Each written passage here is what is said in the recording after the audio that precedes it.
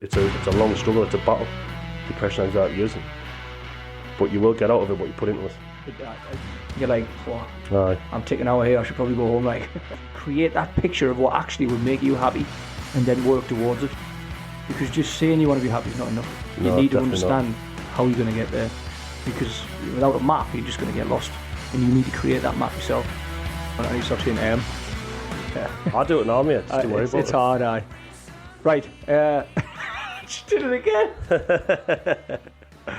Are you clapping or we're starting? I'll just go 3, 2, 1. Hello there, it's Dean here. Episode 2 of The Head Shed. Yep, this is Sam as well. So, fuck, mate, that's shocking.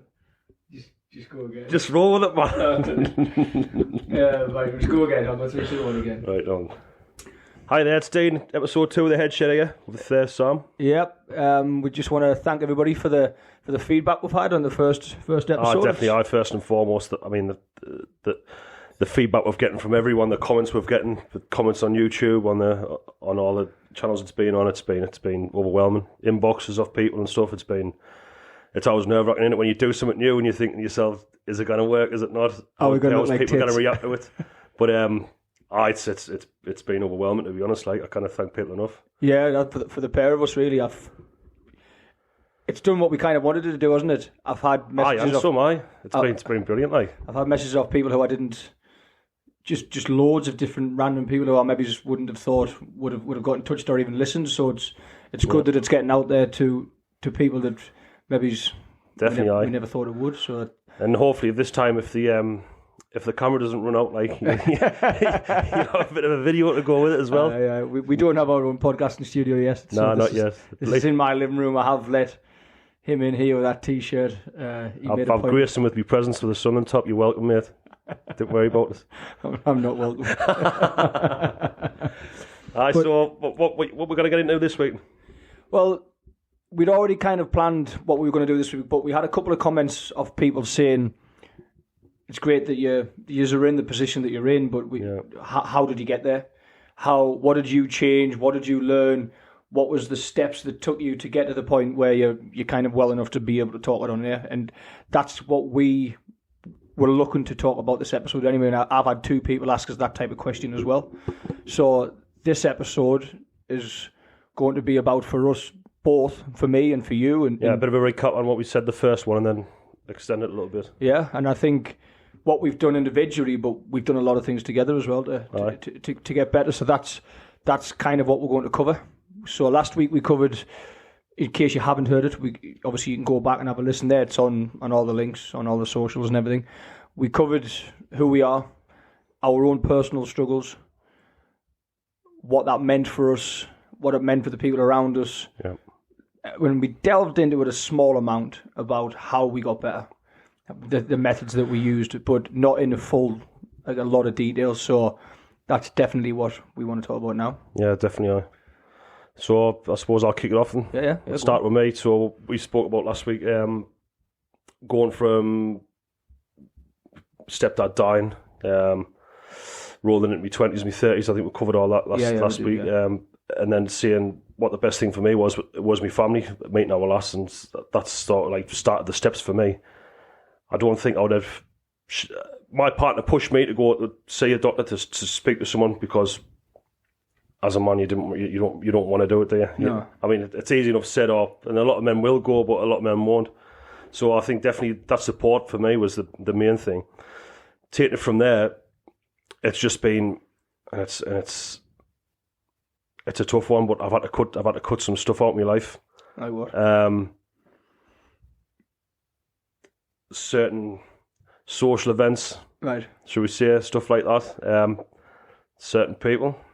There's a fair. I mean, if we're going to go there, we're going to go there. I've had to cut some people out. Environments, and it's people you're around, and if you're not coping very well with something, you need a support people around you. You don't need bad influence, trash, and stuff that's not going to make you feel any better. No, without a doubt. And obviously, going into the new year, getting back boxing, down there 3 times a week now, and that's absolutely just blown the lid off it. Like, I feel like I'm losing a little bit of weight for once. Yeah. I mean, 18 stone 4, I think I checked last time. Right. I put £6 on, £6 on a Christmas.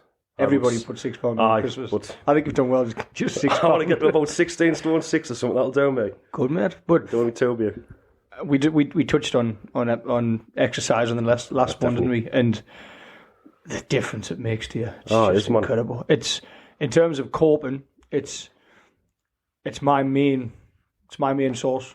Yeah. I notice even a day or two. Like I'm sitting here now. I was at boxing on Saturday. I've done myself a mischief. I'd hand you the reins, but I should see a walking stick. So I've rolled over on my ankle and rendered myself somewhat useless on my feet at the moment. So even today, I've had to work from home, and I can't go to the gym, and I just don't like it. No, I like to be active. I feel myself getting at myself, thinking too much, and just getting a bit fidgety, a bit anxious, thinking I know I want to do something, but I can't do it. So obviously it's situational. I know what's going on, so I'll be fine in a couple of days, hopefully. But you just have to try and find something else to occupy your mind for a little bit. In terms of what I did, the biggest thing for me. So I talked about when I first had depression, probably when I was 20, and I never really. I knew enough about it to try and get myself out of the hole at the time, but I didn't change my life at all. Realistically, I didn't. In fact, I definitely didn't. Oh. I got better at that time, but everything else, all the things that probably got us there in the first place, just came back into my life, and I didn't manage that situation at all.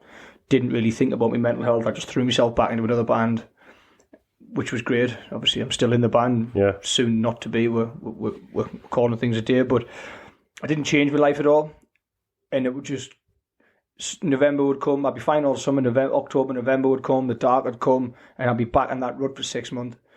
And at the time, I wasn't exercising. I didn't have any winter hobbies other than the band, so I just used to get myself in a hole every winter. And it was the end of a long-term relationship. You know, we almost bought a house together. That was maybe a 5 or 6 year relationship, and I thought it was the relationship. I thought that was what the problem was.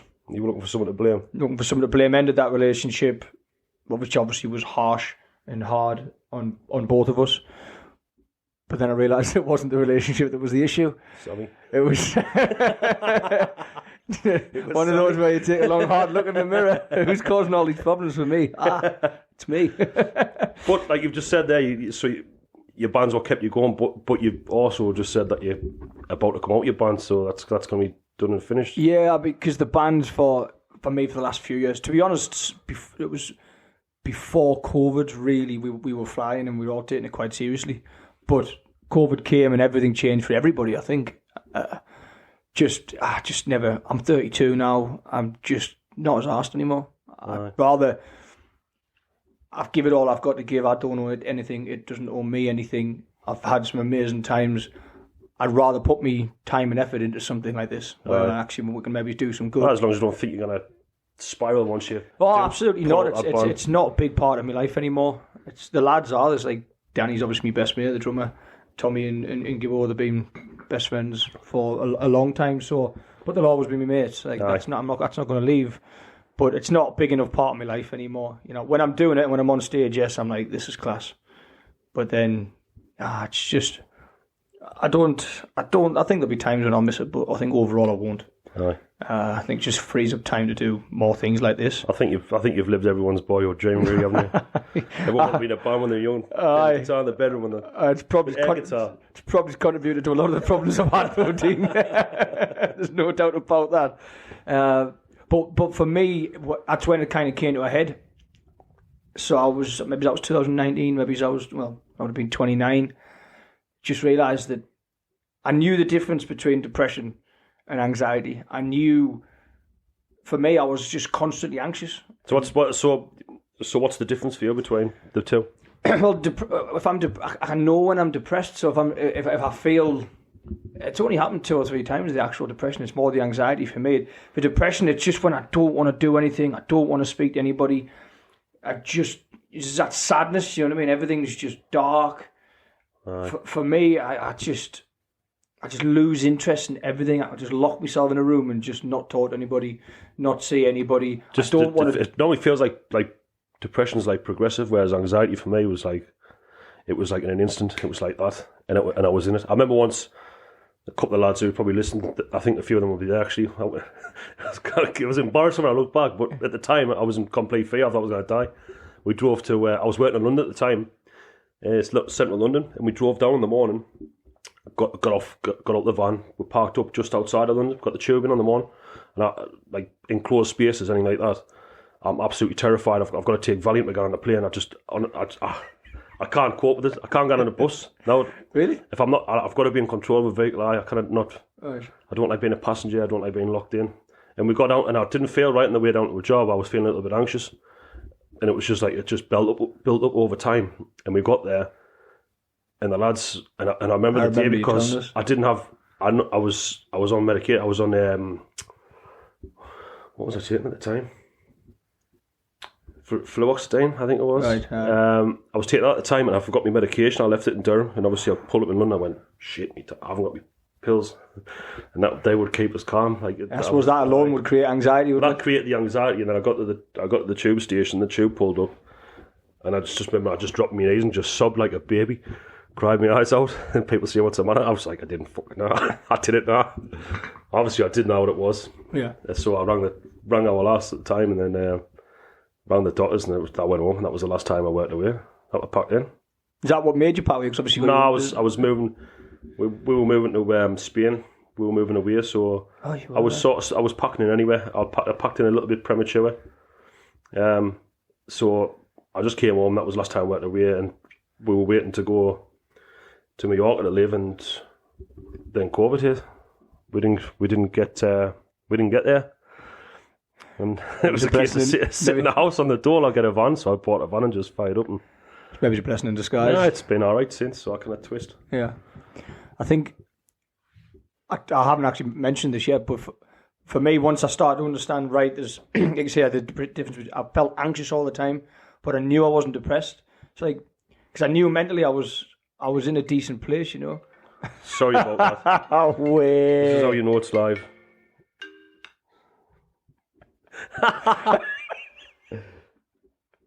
Right, that's your father, that. We might have used some editing skills there. No, I'll leave it on now. It's gone. What an amateur. Well, that was the best of us, mate. It's only episode 2, man. That's what happens when you're Sunderland shared a podcast. But no, going back to it, I realised that there's something not right. It's like every winter I'm the same. And I realised that I wasn't depressed. I realised that I felt like I was in a good place in myself. But this anxiety just never seemed to leave us. And it just, something wasn't right. The way I wasn't right. So I remember speaking to my parents at the time. I was like, I'm going to go and see a counsellor. And they were like, what's the matter? Alarm bell straight away. I was like, listen, no, I just don't... I've always thought I think differently to most people. I think maybe that's where the ability to write songs and stuff comes from. Obviously, I don't know how other people think. I've just always felt like there was something different inside. And I went to see a counsellor, and I'd never thought this. I've had girlfriends say this to us. I've never thought it myself. She says, right, tell us about yourself. And it was a different counsellor to the one that I'd seen 10 years ago. And I just started talking to her, and I must have talked for 10 minutes, and she kind of just didn't laugh. She started laughing into the end. She just was smiling. And she said, as a therapist, we're not really supposed to diagnose. It's a psychiatrist who would diagnose if you want a diagnosis. She said, but I've been doing this for 30 or 40 years, and she said, I think you've got bipolar 2. Aye. Didn't have a clue what that was. To be honest, she explained it to us. She said, actually, the reason I'm smiling is because it's like looking at my son who was bipolar 2. Everything you're saying, almost your job's almost the same. Like your whole life, everything is kind of what it's him, and that's what he's got. Yeah. So I mean, instantly I was a bit shocked. I was like, oh, kind of relieved somewhat at the time, but obviously I didn't know anything about it. So I was like, oh. How am I going to deal with this? But she explained it so well. She kind of all the different things that she went through I knew were me, and she sent us a few links. Just keep going. She sent us a few links, and when I started to read everything, I was just like, this is like reading Sam's autobiography for the last 30 years. I was like, I sent it to Danny, I sent it to my dad, they were like, aye, that's you, like. So, for me, it was a good thing. Like, it didn't change anything, realistically. Like, all it kind of gave us was that there was a reason behind why I was feeling the way I was feeling. Yeah. It was... So it kind of made us think, right, well, it's just not going to go away by itself. Unless I want to continue feeling like this, I'm going to have to change. Because it's that saying, if you always do what you always do, you're always going to get what you're always going to get. Yeah, definitely. So for anybody who doesn't know, there's three forms of bipolar. There's bipolar 1, which is, I suppose I shouldn't really say this, but like when people talk about bipolar people, I think that's what you associate them with, the bouts of manic episodes where people can just like kind of black out almost, but then go and spend like tens of thousands of pounds and have these delusions, and it's really bad. And they have really harsh medication, and it can be quite debilitating, and the crippling depression that comes with it as well. It's really, really hard to manage. But then you got bipolar 2, which it's not a lesser form, it's just different. So bipolar 2, you don't get the manic episodes, but you have a higher tendency to be depressed for longer periods of time. And yeah, it tends to find it, you get it in creative people. There's a lot of, if you Google the celebrities that suffer from it and stuff like that. But yeah, I mean, it's like up and down a bit, quite a bit. And like, it was the depression for me, the depression and the anxiety. It comes from, it just happens sometimes to me. Right. Like I know in my head how I'm feeling. I know if I'm in a good place or if I'm in a bad place, but sometimes my body just reacts totally differently. So like anxiety for me can just come on for nothing. Right. Like I can just like start crying or whatever, and I'm just, I've got this like, I just like this crippling weight on my chest, and for no reason, like for literally no reason. Like I know in my head I'm fine. How long does it last for? Sometimes it'll be a couple of days, sometimes it'll be a couple of weeks. It changes. So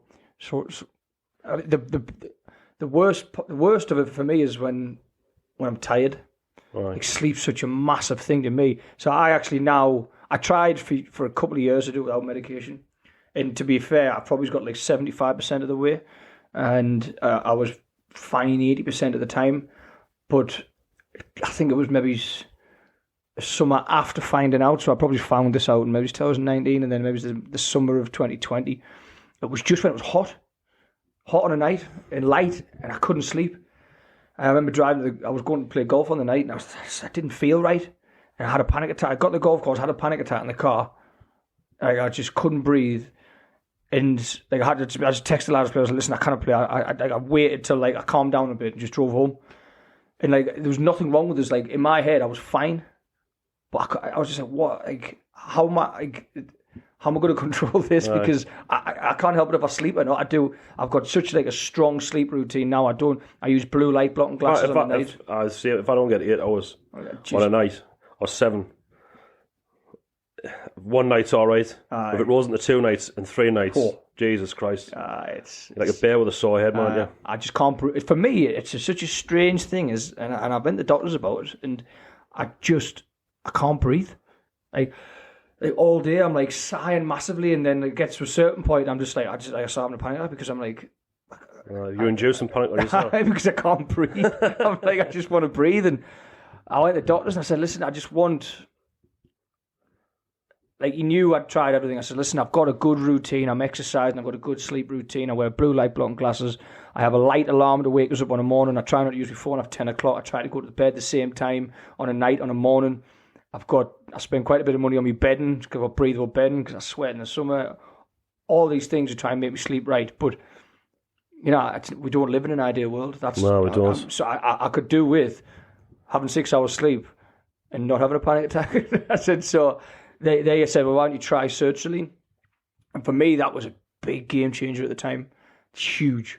The first 4 or 5 days, I actually did a video. It's normally the first drug that take you to, isn't it? Yeah, I actually I actually did I've got a video, because when I was looking for surgery... What's the video of? Me, I diaried myself for 30 days. Aye.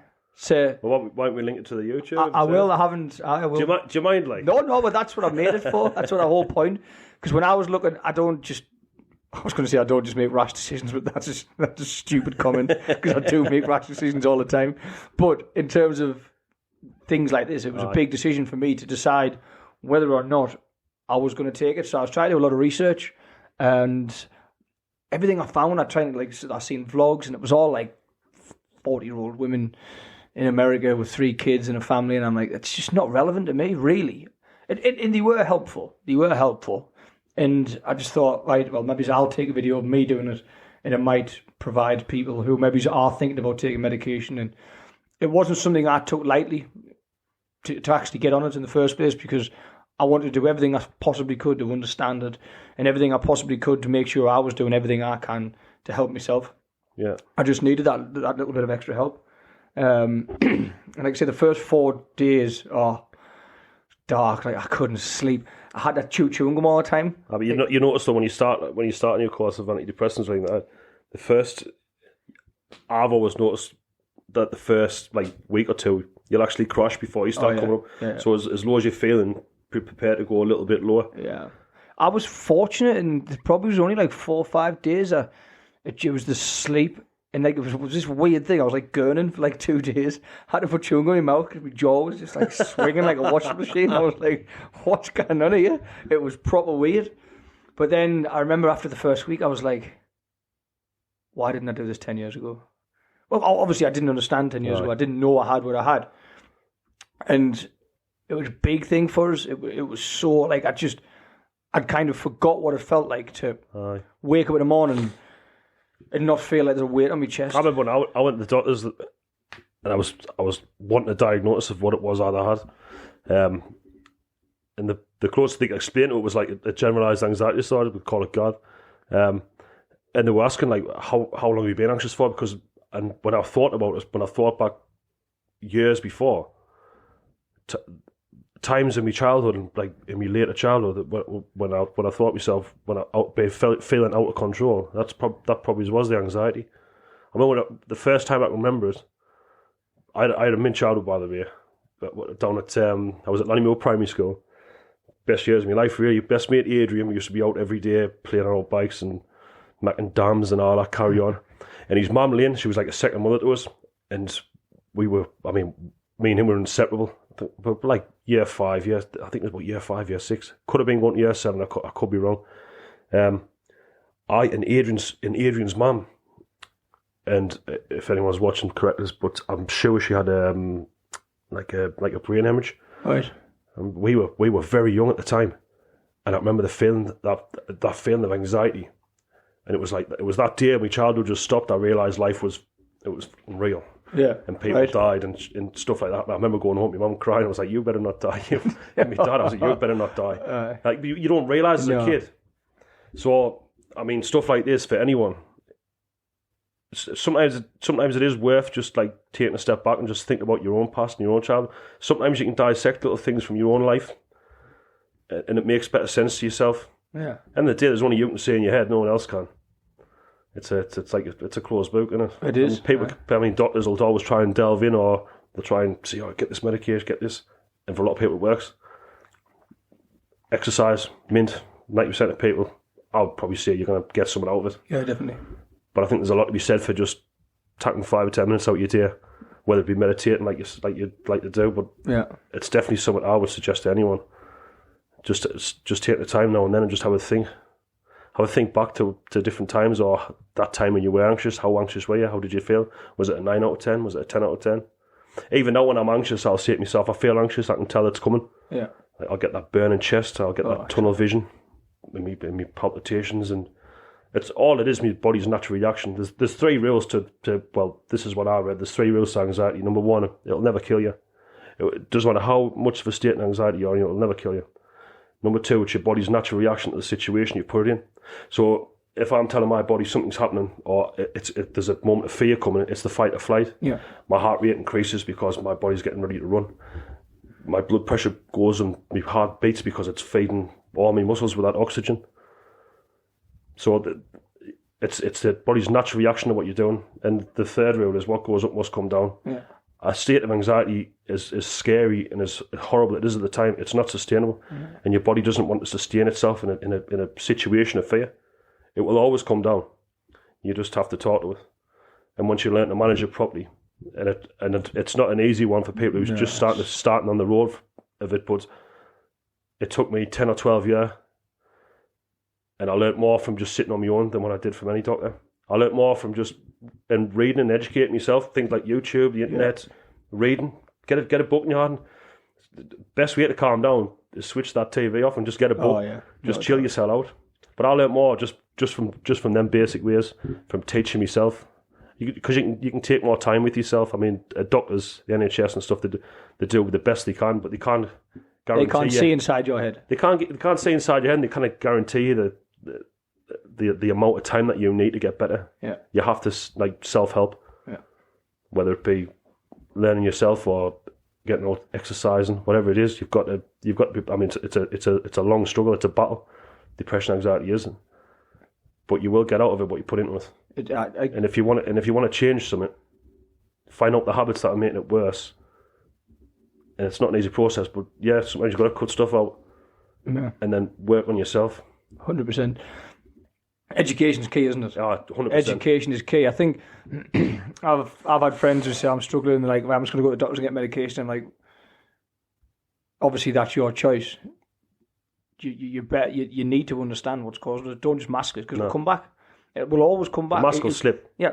You'll be in Tesco's one day doing the shopping and you drop a tin of beans and a lot will just come out. You'll be just crying in an aisle. That's what happened to me in London. Just hit the floor because I was masking stuff. Yeah. I was masking my problems at home. And sometimes you need. I needed it in the end. I've always tried everything I can. It should be a last resort, in my opinion, unless you need something at the time to get you through to manage it. But it's hard to come off. Yeah. I think the first case to anything is always just understand like you say, look back. Where's this come from? Aye. Obviously, you at this point you'd have probably spoken to your doctor, and you might have spoken to a counsellor. But the doctors and counsellors will point in the right direction. Say, look, you need to tread water backwards. You need to find out where it stemmed from. Yeah. What was the catalyst? What was that moment in time in life? And 99% of the time, if people did just stop and think, they would probably be able to take it back to somewhere. Yeah. And it's something that maybe in the years before they haven't processed properly or haven't took the time out of the situation to actually face it head on and acknowledge that something happened, rather than putting it to the back of your mind and spend the next 5-10 years of your life in an anxious mess. Yeah. I'd say there's a lot to be said for self-help. Yeah, I mean, it's what we see, isn't it? Like with the group that we do, we can provide resources and we can provide support, but ultimately there's only you can make yourself better. And if you're not prepared to put the work in, that might sound a bit harsh, but you're not going to get any better. Like it's just that's what I realised when I got told about this. I was like, well, it's my choice now. Yeah. How I know what's wrong, and then it's my choice. Do I want to get better? Do I want to feel like this? And obviously the answer was no. I was sick to death of it. You know, I just didn't want to feel like it anymore. I just wanted to feel. I just wanted to have that weight off my chest. I didn't want to wake up every morning like that. Just like having to kickstart myself every morning, having to wake up, cold shower, do all of these stuff just so I can be on an even keel before I go to work. And if that's what I have to do, then that's what I have to do. And I still do have to do that some days. And I do that anyway, but just throughout the period of a day.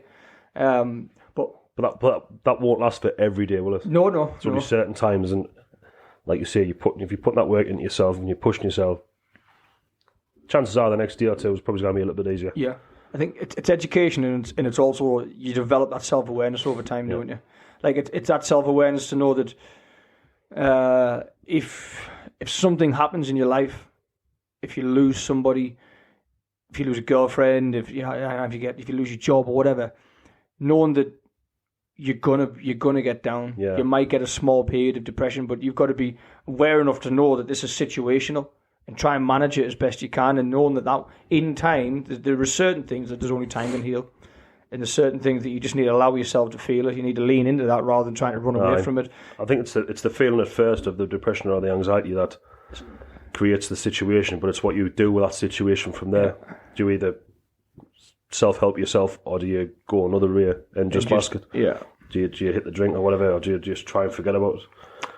I think that was always my go-to until probably 2 or 3 years ago. I'd just go out, get smashed, and just hope I'd forget about it, and just keep doing it like weekend after weekend after weekend. You wake up with a beer for you, and then you wake up with a beer for you, and then ultimately, like you say, you do this for long enough, and then it just hits you. It does. You can't run away from it. When you're feeling down, your natural reaction is just, I don't care. I just want to get something to make us feel up. Yeah. And it makes you feel up, but the crash is going to believe us. The crash is going to be worse. What did you say before? What goes up, Dean, must come down. It must come down, and it comes down with an almighty bang when you've just gone stupid. It's dark, like. But we've all been there.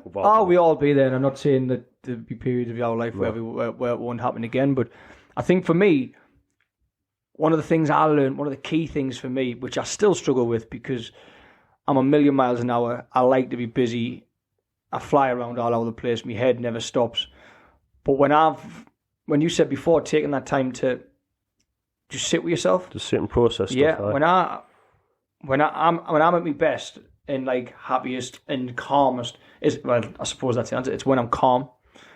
Like if I'm all over the place and I'm not giving myself any time to myself, then I'm just a bit of an idiot. Like, then I go out on a Saturday afternoon with mates and that, and then I'm just all over the shop. I'm erratic. Like and I don't always do it because I'm busy and I like to be busy, so I sometimes struggle.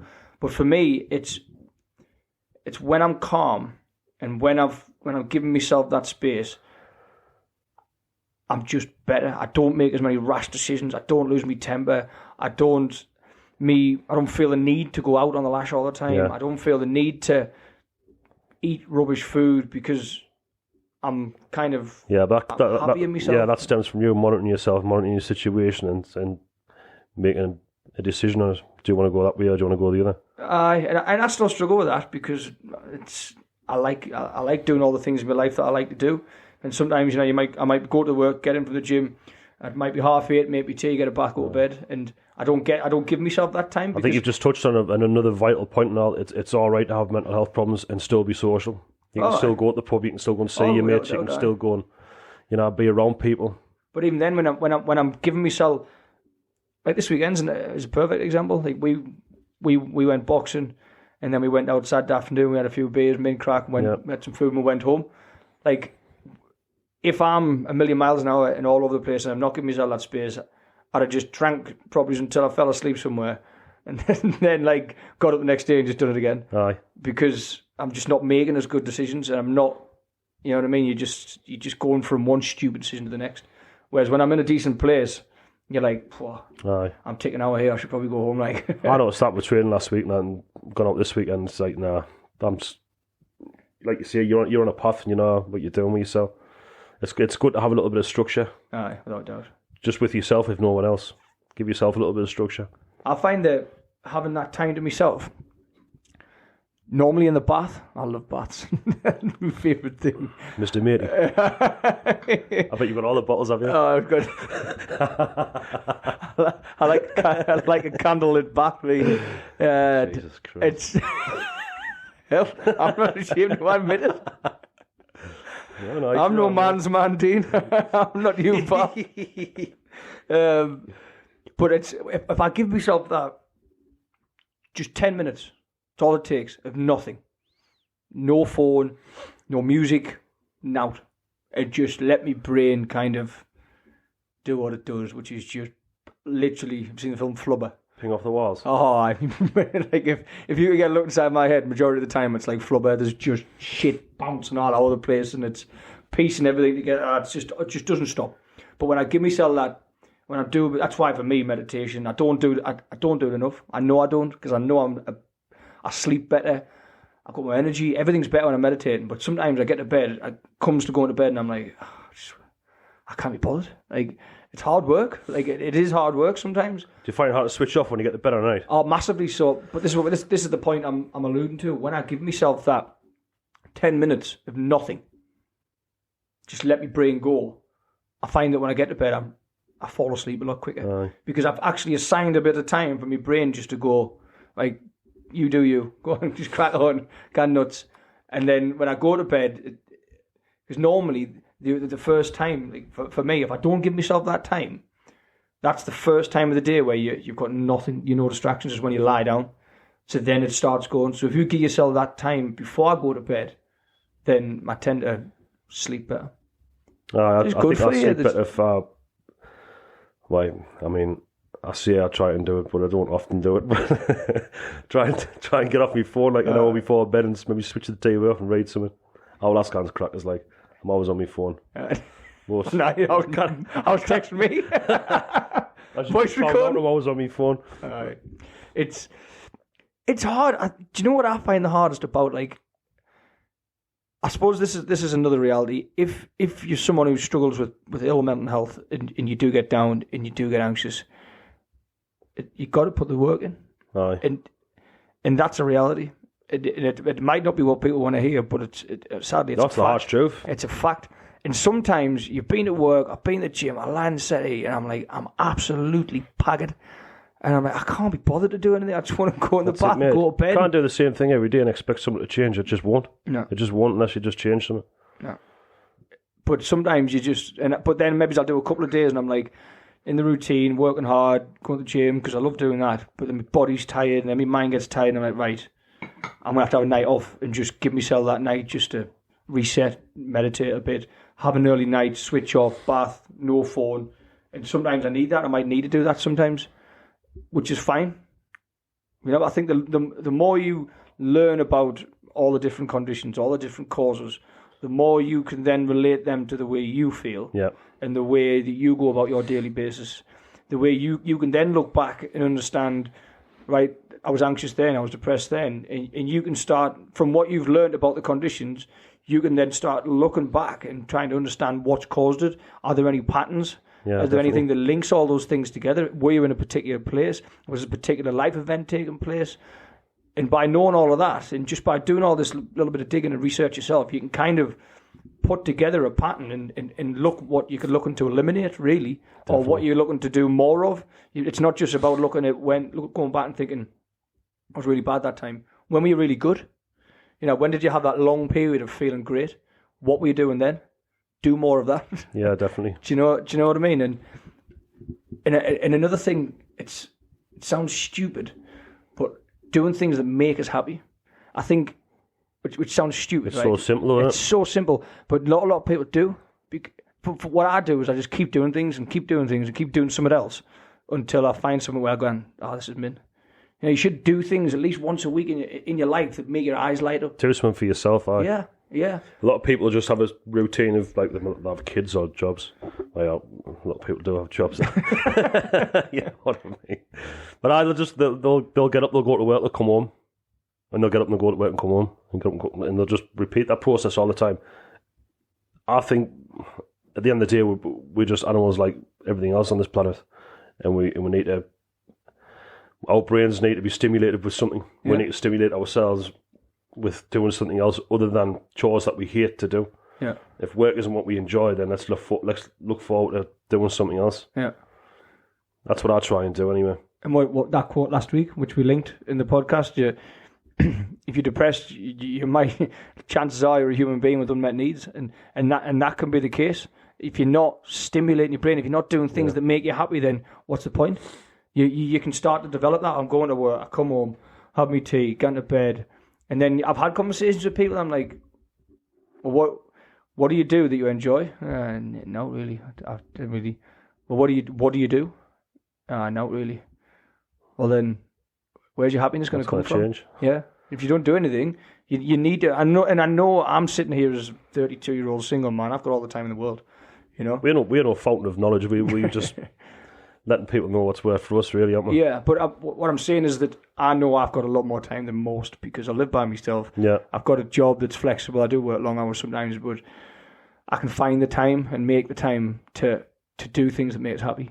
But ultimately, if you are struggling, or even if you're not struggling, if you're just thinking, actually, I'm all right, or I'm all right, like, you need to do things that make you happy. And if And if there's nothing in your life that makes you happy, and I don't mean obviously your kids will make you happy, your job might make you happy, but what? A little bit of me time. What makes your eyes light up and think, that was meant? I can't wait to do that. What do you look forward to? Coronation Street Omnibus. Vera. Vera, you make Graham loves a bit of Vera. So it's about, and if there's nothing in your life at the moment that you think that does that for you, find it. Do something. Get out of your comfort zone. That's it. Go to a boxing club. Go hiking. Go and do things that are out of your comfort zone. I went salsa dancing the other week. I've had loads of abuse off my mates. Beautiful. I wasn't, mate. It was like Peter Crouch. I was the stiffest man going, like an iron board in a salsa club. But I don't know, just get out of your comfort zone. It's good for you. Like, your comfort zone is not good for you. No, it's not. You don't grow in it. You don't grow in the comfort zone. You don't stay in it. Aye. Well, we've hit 40 minutes, say, somewhat, yeah. Have we been through everything we want to go through? I'm happy to keep going, mate. You are.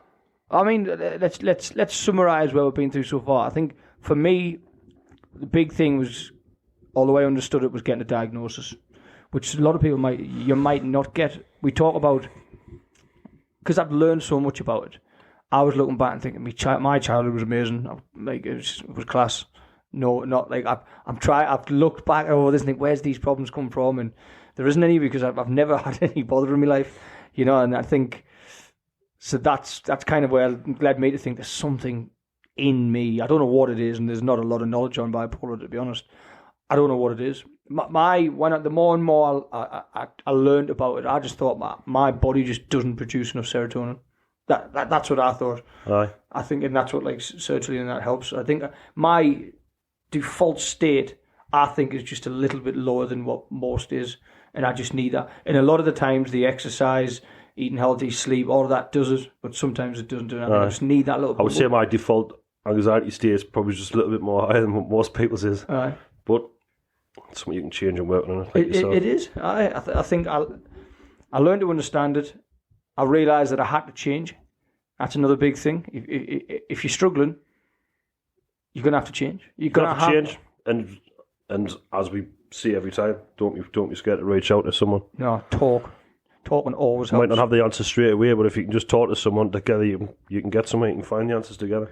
Yeah, I think learn, talk, realise that you're going to have to change, and look at yourself. You know, because ultimately, it doesn't matter how many friends and how many family you've got. It doesn't matter. You might have all this love and support in the world. When you get into bed in the night, it's you and you. Yeah, exactly. And you need to understand you if you're going to grow, if you're going to be a happier person, a more complete person, or whatever it is that you want from yourself. Then ultimately, there's only you going to do it. You can be pushed in the right direction. You can be given the resources. You can be given the help. You can be given the support. But you need to understand you, and you need to understand what's going to make you tick. Yeah, definitely. Yeah. Final thought from Morgan will be just be kind to your fellow human, really. Yeah, I mean, and yourself. We've covered just over an hour and a bit in 2 episodes here. Yeah, we're just 2 lads. There's another billion out there. Yeah, everyone's got a story, so just be kind. Take the time to listen to them. Exactly. And actually, there's one thing I want to say is, one thing that made a big difference to me, and this was a more recent thing. I read a book about manifesting, but the one thing I learned from it is, I found myself, when people say to you, what do you want in life? What do you want in life? What do you want? And I would just say, I just want to be happy. I just want to be happy. I just want to be happy. It's all I want. I just want to be happy. But I didn't know what that was. I didn't know what happiness meant to me. I know it was a feeling, but if I want to feel this, how do I get there? So then I broke it down for me. You know, what makes me happy? What will make me happy in the long term? So I discovered that just saying I want to be happy wasn't enough. You need to understand what makes you happy and what will make your life happy. So I broke it down, and they tell you to do a manifestation board. I didn't quite go that far. I just made a load of notes about me. What if I were to look at me, and then me in 3 years' time, what would make us happy? Like friends, family. What about that? Me job, me house, all of these different things, and create that picture of what actually would make you happy, and then work towards it. Because just saying you want to be happy is not enough. You need to understand how you're going to get there. Because without a map, you're just going to get lost. and you need to create that map yourself, which was a big thing for me.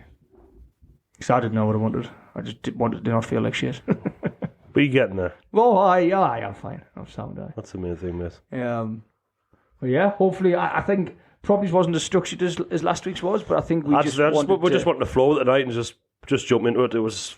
I'm happy with how it's gone. I think we just every episode is going to be a little bit more every time, and we'll keep it going. Yeah. I think we just wanted to put as many different things out there that we've done. There's no single way. There's no road path that's going to work for everybody.